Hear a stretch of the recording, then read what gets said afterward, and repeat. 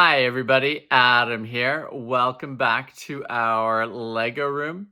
In today's Lego room update, we're going to look at the chaos of the Lego room post train show. Always a crazy time, when you have to pack up a bunch of stuff to take it to a show. You go through the process of unpacking it and displaying it at the show, and then it's getting it all packed up and back into the Lego room. So we've got everything back into the Lego room here now, but we still have to do the unpacking process. So we're going to take a look at the current state of things, talk a little bit about how the train show went, and some of our upcoming plans as we unpack the city, and maybe a few more things as we work our way through all of that. So let's get started and dive right in. So now, the first thing you'll note, everything is kind of all over the place on top of the tables.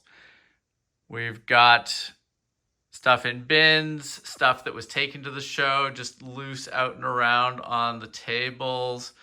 Got the wind turbine bases over there. Got lots of bins up on the table with stuff just packed away in there that needs to be unpacked. And, honestly, just a lot of loose bricks on the table as well. We were doing a lot of sort of last minute assembly or tidying up of modules before they went to the show. So there's lots of pieces everywhere. So lots of stuff to get unpacked here to get back to the state where we were, where, we were closing in on a complete set of mills modules around the layout for both of those perimeter mainline tracks. Now let's take a closer look at the bins and talk a bit about how some of the transportation went for these different bins and some of the different modules and components that we took to the show. Now, first off, even before we get to the bins, taking a look at the grain elevator.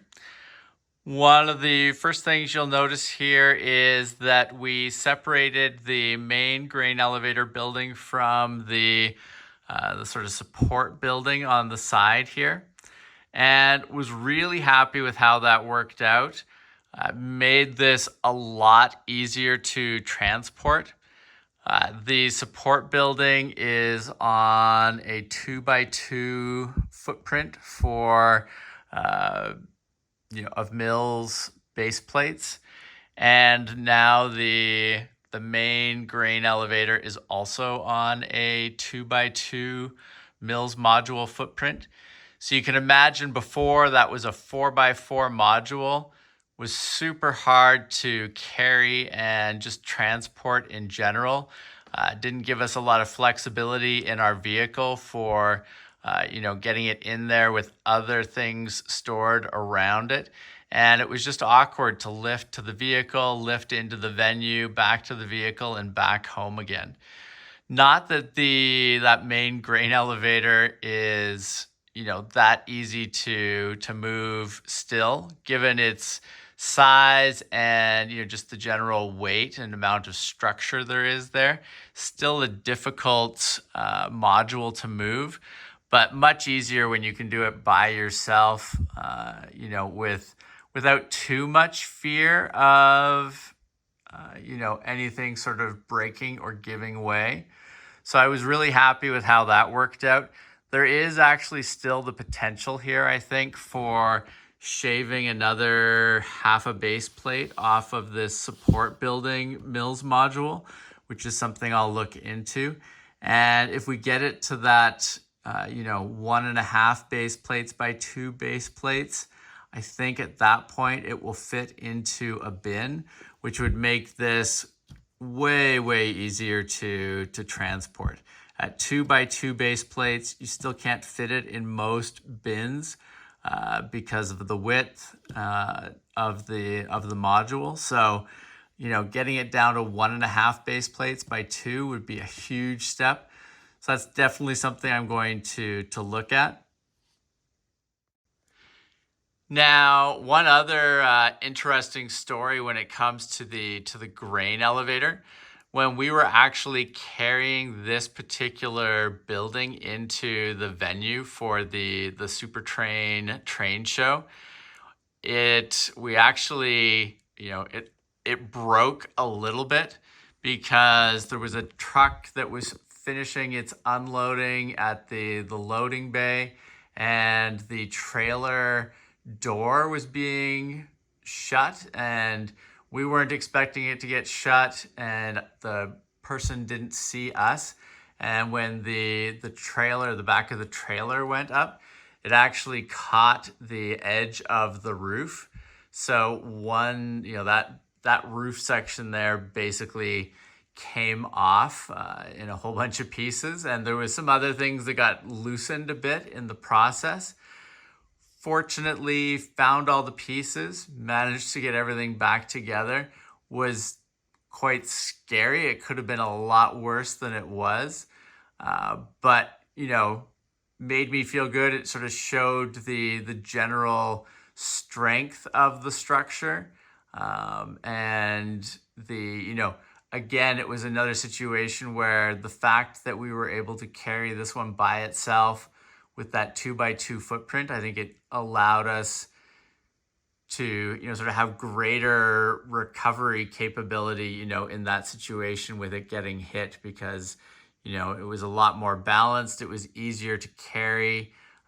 So when it got that sort of extra blow on the side there, we were able to recover and not have it fall and hit the ground, with the exception of the roof piece that came off. So that was a very scary moment. It's one of the things that I'm always afraid of when taking modules or things in general to a train show. You don't want stuff to break. Obviously things can get put back together. You can find parts, additional parts if things go missing, but it's not the ideal situation, especially going into a show. You don't want to have to do a large rebuild at the beginning of a show, right, when you're trying to set up and get everything laid out. So that was a scary moment, but everything ended up being okay. And on the whole, the grain elevator, both the main building and the side building, continue to be a great attraction. People love seeing them, and I'm super happy, continue to be super happy with them, both as an element, and a structure for our layout here at home, but also for something that we can take to shows and integrate into layouts there, where it's, it really pops and stands out as an eye-catching piece for people. Now, something I did for this show that I did not do last fall when we went to the Railway Days show at Heritage Park was to really focus on breaking down all of the straight track mills modules into individual base plates so that they could be easily loaded into a plastic container here and carried into the show. This was huge, really makes it easy to load up a large quantity of mills modules into a vehicle in a way where things can stack on the bin, around the bin. I was really happy with focusing on getting more modules into a bin like this. It was super helpful. And as I go forward, obviously we need all of the mills modules that we can get in the city at the moment. So all of these are going to go back into sort of rotation around the layout. But I'd like to start to get to the point where I can have a few of these mills modules just queued up and off in a bin on the side of things. So when a show comes up, I've got some of these to draw on, and I don't necessarily need to take everything in the city layout here in the Lego room apart. I just think that would be useful to have that kind of backlog to pull from. especially when it comes to these half base plate by full base plate modules. These are great sort of adapter modules that fit in quite nicely around the perimeter of, in this particular case, my modules, and bridge up nicely to the modules of other participants from my lug in the display. And I don't tend to need these half base plate by full base plate modules in my home layout because I've got everything for the most part requiring just full whole numbers of base plates. So we don't need a lot of the halves. So, this is definitely an area where I might start doing some banking of modules. And keeping them in a separate bin, just ready to go for conventions and train shows, so that I've got those, quick and easy to call upon, and they don't require taking anything apart in the layout or, breaking down existing modules into these smaller components. So, was happy overall with this mechanism for taking Mills modules to the show. Worked out really well, and definitely something that I'm going to lean into more, especially given when you're trying to play sort of packing Tetris and get everything into a vehicle. As much as you can have things in bins like this where it's a rectangular shape, makes it easy to stack things on top, things beside, just makes it so much easier to cram a large amount of stuff into a relatively small space. So happy with that. Now, for this particular show, I also took a few of my modular buildings. So we took the Jazz Club, we took the Boutique Hotel, and the Police Station modulars to the show. I hadn't necessarily planned on bringing those, but I had a window of space where I could fit those 3 modulars and 3 road plates out in front of them. And, I thought that would be cool to take those particular ones because I have them wired for power with the brick stuff street lamps here and some lighting inside each of the buildings.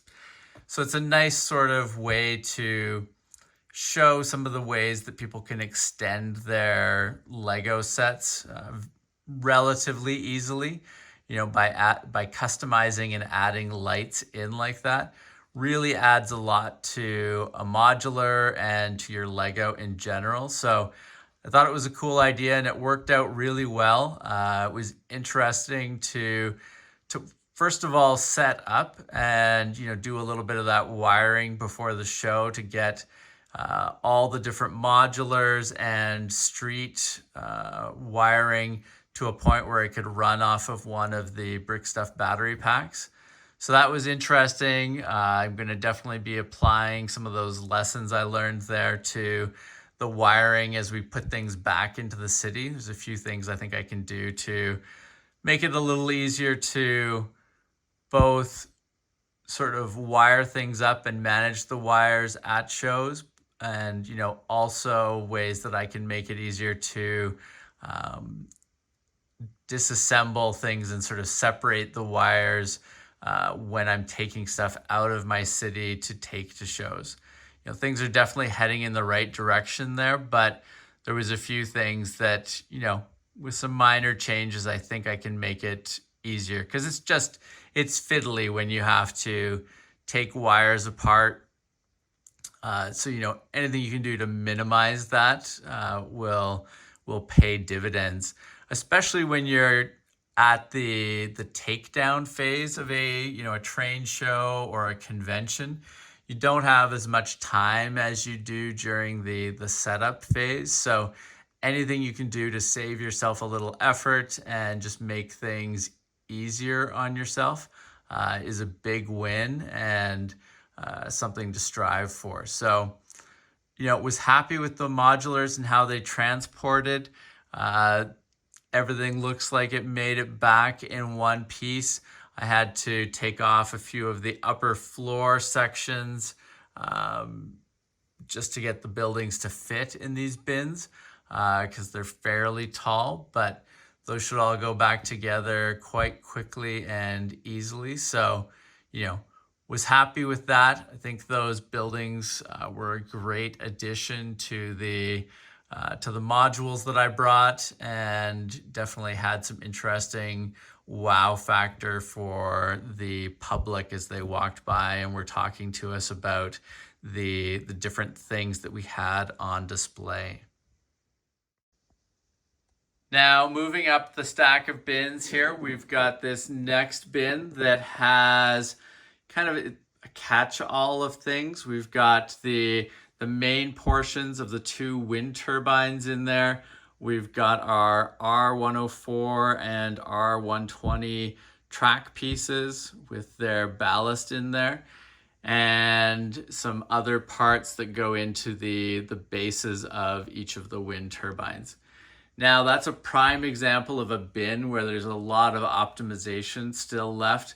The size of that bin could really be half the size if it wasn't for those wind turbine parts in there. Or we'd be able to put in, almost twice as much stuff into that bin if it wasn't for those wind turbine parts in there. So definitely some things to look for there. The big issue with that is that the awkward nature of the size of those wind turbine main sections. They just don't fit into anything else that I have at the moment, so I have to store them like this. Still better to have them in a bin like this. As I mentioned, it's great to have things in bins because it makes it easy to stack them and fit things around it. But, a longer, wider bin that didn't have quite as much depth to it would be perfectly fine for those 2 wind turbine chunks. So something I'll look into. We should be able to get a different type of bin for those, and then we can, sort of further optimize either what goes into this bin or, put the things that are in there into a couple of other smaller bins. Continuing on up, we've got a bunch of our wiring and electrical stuff, as well as a couple of the road mills modules there. Was really happy, as I said, with all of those lights. They all worked really well, and definitely some ideas about how to improve the wiring through those modules, just to make it a little easier to sort of take them apart to go to the show, how to hook them up at the show, and then get them back home quickly and safely. But, a relatively small footprint in that bin, definitely some other things that we could potentially put in there to more fully utilize that space. But, given the fact that those lampposts need to live on the modules, there's not a ton of different things we can do in that bin. There's always going to be some wasted space around that, but we'll definitely keep looking for ways to optimize there. Now, on the reverse side of the bins we were looking at, we've got 2 sets of bins here with the trains that we took and were running at the train show. We've got the Express passenger train and the Union Pacific. Was really happy with both sets of trains. They both performed fairly well. The passenger train had a few issues. It's using the powered up system, and as I've heard, it has some issues as you start to get bigger and bigger crowds around the show that you are displaying at.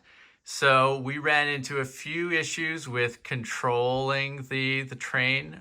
It was hard to sometimes maintain the connection between the controller and the train itself. But we were still able to run the train a fair bit. It usually ran more in the opening part of the show before things got too busy. And, while this was a train that, is a Lego set, I think that it was nice to have there, and I enjoy taking it because, one, it looks good. It's a nice train. It runs fairly well, but it's also kind of a nice comparison point and a discussion point and an entry point for people looking at the display. A number of kids come by and they're like, "Hey, I've got this train. I run this train," and they're like, then it's like, "Oh wow!" It's like, I can go from this to something like this. I can sort of upgrade and advance where I am with my trains that I'm running and building. And when you're talking to parents and it's like, hey, I want to get my kid into an initial train that they can run around some track, it's like you can point to this one and it's like, well, here's a good starting point one. This is something that comes in as a set. You can get multiples of them and extend it out. And it's a good sort of platform for starting and then building other things on top of. And then, obviously the other train that we took was the Union Pacific. And as always, it was a lot of people commented on it. Definitely a favorite for a lot of people going by and looking at the layout. It's color-wise, it's a very eye-catching train. People like the fact that it's a Union Pacific train. For a 6-wide train, it's got a lot of great detail packed into it, and great decals across it. So talking to people about Brick Train Depot and how to get instructions like this, it's a great combo of trains to sort of show people like kind of the entry level way to get into the system, and then start to talk to them about some of the custom instruction sets that are out there, and how you can sort of advance through the train hobby. So was really happy with both of these. They ran quite well. As I mentioned, the passenger train tended to run more in the first few hours of the show, whereas the Union Pacific ran almost nonstop through both days of the train show. It was continued to be a great train, and it's always fun when something is eye-catching for the public and you get a lot of comments and it kicks off a lot of conversations. The B unit on the Union Pacific did have a couple of issues. I ended up switching it over to the magnetic couplers because I was having some issues on the first day when we were setting up with the KD couplers popping out periodically between that B unit and the baggage car. Not sure, what exactly was causing the problem there. I just did the quick switch because it let me sort of push that problem off and focus on just making sure everything else was running okay. And then the magnetic coupler was fine for the whole duration of the show. I will go and convert it back over to a KD coupler between the B unit and the baggage car there, but that was really the only hiccup for that particular train, and was really happy with both of these. I definitely want to look at getting more. Well, I want to get more locomotives up and running in general in our collection. We've got a lot of great instruction sets. We've got some great in progress steam locomotives that I want to finish up, so we'll be pushing on that. But I definitely want to look at having some more power functions trains ready for the next time we do a show, so that we can lean a bit more into that, given the issues with the powered up when you're in those higher density events where there's a lot of people around, just so that we don't run into any control issues. The other thing that I would like to look at a bit more with these trains and our trains in general is just looking at extending out the number of cars that are within each train. It's just another way to sort of have an eye-catching element. People love seeing, more and more cars getting pulled by trains. So that's definitely another thing I want to look at as well, is ways to have even more cars that the Union Pacific can pull, that the express train can pull, that other trains in our collection can pull. So that we've got the option to have those, variable size trains, having, the smaller 2, 3, 4 car trains that are getting pulled along by 1 or 2 locomotives, and then, just ramping up from there. I think it would be a cool direction to go. Now, coming over here to the last 2 bins, we've got the top of the police station modular there. Again, like I said, bins aren't quite deep enough to hold the entire modular, so had to take a couple of the top floors off of the modulars to get them to fit. So this was just an easy way to transport that. It's got a road mills module on top of it. Not optimal storage space in there, but it worked out pretty well, and it was a good sized bin for that type of sort of item to transport. The bin underneath has our bush vegetation builds that we had displayed around our grain elevator this time. I continue to be happy with them, but I definitely want to look into some more vegetation options, whether it be trees, grasses, various things that we can put around our city and our layout in general, both here in the Lego room and out at shows. So we'll talk about that more in upcoming videos on the channel. You'll see I've got a video that I put together of all the different great tree and landscaping items that people in the Calgary Lego Train Club included in the layout at SUPERTRAIN. So there's lots of great ideas there, but we'll be talking more about that, and that's definitely an area that I'm going to be getting parts in for and doing some builds and talking more about, so that we've got some stuff to pull from for upcoming shows, as well as, like I said, just to use around the layout in general here in the Lego room. Now, in addition to the bins, we had a few other things that we took here. We've got our corner curve modules.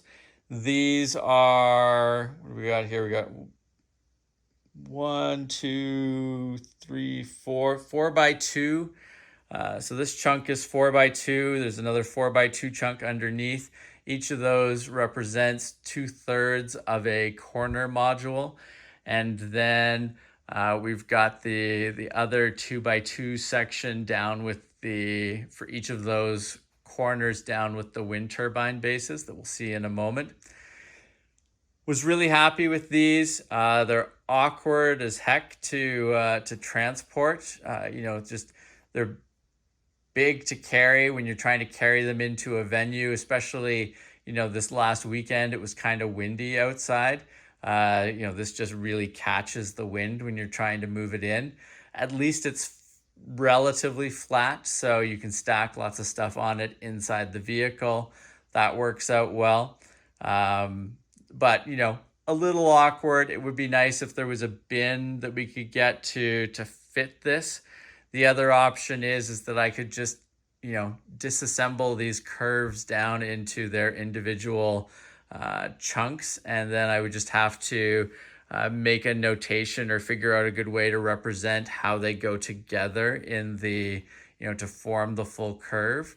So I'll be doing some more thinking about this and how to best transport these in the future. But wasn't horrible. It's not the easiest thing to move, but it worked fairly well. What was even more difficult is this switch mills module that we've got here. So we've got the 2 mainline tracks that run here, and then you can branch off here onto the 2 sidings. Great module. The big issue is just the footprint of it. Again, this one is what, 1, 2, 3, 4, 5. I think this one's 5 by 2. Really hard to transport around. It doesn't fit well into into the vehicle. I think that there's some things that we can do here though to make this better. I think at the very least I should be able to shave a base plate off the end here. So I guess 2 base plates in general, but 1 base plate off of each row. And that should, just be a standard 2-track Mills module, which we can then, attach when it's in place where it needs to live. But that would shrink this down and make it a little easier to both carry and just generally maneuver around the Lego room and at shows when it's being transported. So definitely going to be looking at that. I don't know if there's things that I can do down at this end to make it easier. I'll just have to see. It was slightly awkward to get some of this track laid down, but maybe I can find another way in here to have another sort of division, which might make it easier to carry and to store and transport it around. But I want to, as much as I can, kind of get away from having these monolithic Mills chunks to move around to shows, because it's awkward. It makes it hard. It limits how much stuff you can take in a given run to a show, just because you can't stack as much stuff on top of it, and it doesn't necessarily fit super well with other things in the vehicle. So, and even for just moving things around the layout down here in the Lego room, the more these different chunks can be broken down, just gives a lot more ease and sort of peace of mind for me as I'm trying to get everything where I want it and shift things around to sort of the optimal spot in the layout. So, in the end, happy with these modules. The curved track, the 104 and the 120s were awesome. They work super well. The trains were going super smooth around the layout. People loved them. Lots of great conversations with people about those larger radius curves and the benefits of them, and the great track that Brick Tracks and Tricks Bricks are putting out for corner modules like that. So super happy with that. And this switch module here was great as well. Really gave us some good flexibility with having a couple of sidings near the grain elevators for storing trains and then transitioning trains from there onto the layout. But that the next big step for me with these shows, I think, is going to be continuing to optimize how I can move all of the modules, whether they be buildings or just track modules, to and from the show in a way that is relatively easy, relatively quick, and allows me to maximize how much stuff I bring. That's really the next step for me. So happy with how these are, but definitely expect to see some upcoming content as we work on sort of optimizing and revising these modules. Now, the last couple chunks that we have here, as I mentioned, we've got the two 2x2 modules here that are the other third of each corner module. Same thing applies here. These are a smaller footprint, easier to transport, but if there's a way that we can get these down even smaller, that would probably be ideal, and would just, like I said, makes it easier when things are all in bins or boxes. There's less to worry about when you're moving stuff and stacking stuff on top of each other. So we'll do the same optimizations to these portions of the corner modules that we do to the other bigger chunks. Now the wind turbine modules. Really happy with them. The wind turbines were extremely successful again. People love them, very eye-catching, kids and adults alike. They see them across the layout, across the room, and they come over and they're talking about them. Really happy with that.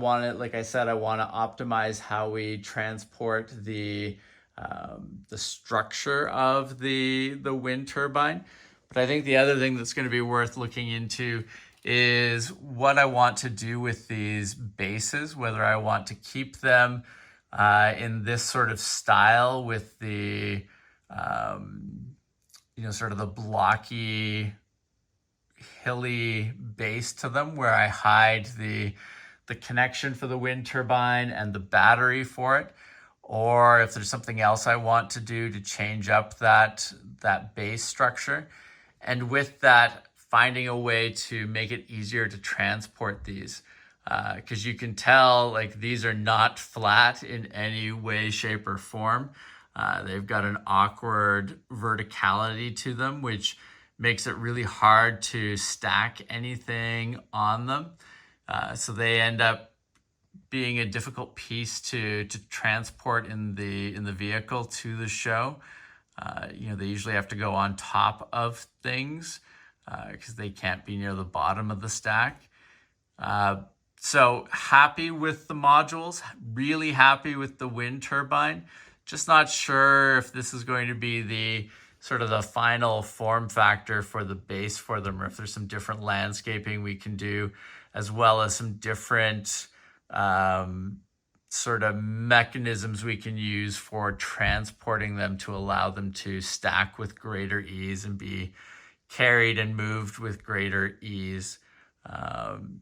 Because, like I said, wind turbines, super popular. I love them. They're a great part of our layout here. And it's fun to take them to the shows because they get a lot of feedback. A lot of people love seeing them.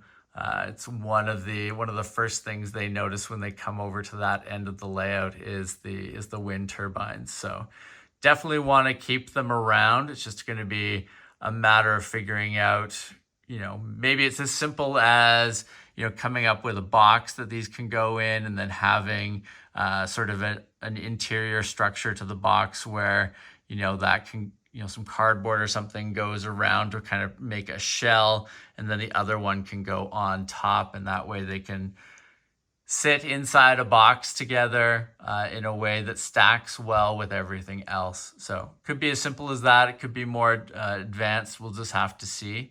But those are sort of my thoughts on those modules right now. So overall, super happy with how SUPERTRAIN went as a show. It was crazy exhausting, having to prep for a show, then, transport everything there, set it up. Then it was 2 8-hour days of, time that we were open and on display for the public. And then, there's the mad rush to pack everything back up again and get it all disassembled and out of the show and back home to the Lego room. It's a really demanding sort of weekend exercise, but it's a lot of fun to show all this stuff off. I thought the layout was really, really great. It was a lot of fun to run the trains and talk to all the public about the great things that you can do with Lego, both in a city perspective, but also then with the trains. So looking forward to the next show that we end up doing. As I've mentioned, the next big thing is going to be unpacking all of this and working to get the city back together again, get the layout all back together again so that we're at the point where we can finish off the last 2 corner modules and then start to, run trains around the full loop of the layout and, start to work on fleshing out some of the other sections of the city. And as part of that, we'll be going through and optimizing some of these components and sections that we talked about that we took to the Lego show, so that next time a show comes around, we'll be that much more efficient with how we sort of tear things down, transport, and then reset things back up, both at the show and at home here in our layout. Now, if you have not subscribed to the channel, please make sure to do so that you don't miss out on any of our upcoming videos. And thank you very much for watching. We will see you again soon. Take care. Bye.